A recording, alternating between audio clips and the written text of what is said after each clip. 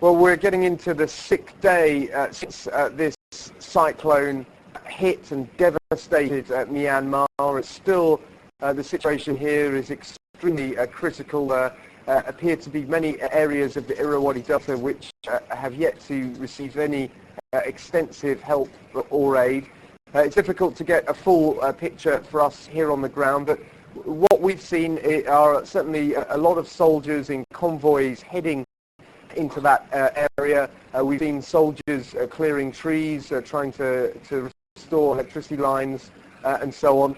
What we haven't seen so far is soldiers handing out any huge amounts of aid, of medical supplies. We haven't seen sort of field hospitals or anything like that. It's all seems to be very ad hoc down in worst affected areas. One of the key needs now, from what we gather from various sources here, is water, primarily in the worst struck towns, is food, and there is still this crippling fuel shortage as well, which is hampering efforts for people to get down into the area, to get out of the area. So it's those basic needs which are still lacking a long time now after this Cyclone Nargis devastated southern Myanmar.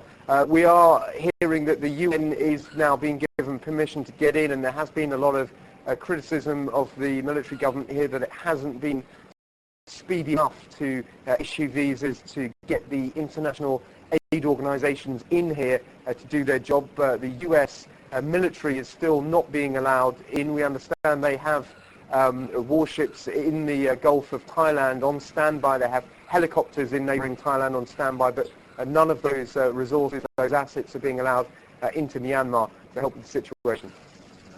Dan Rivers, CNN, Southern Myanmar.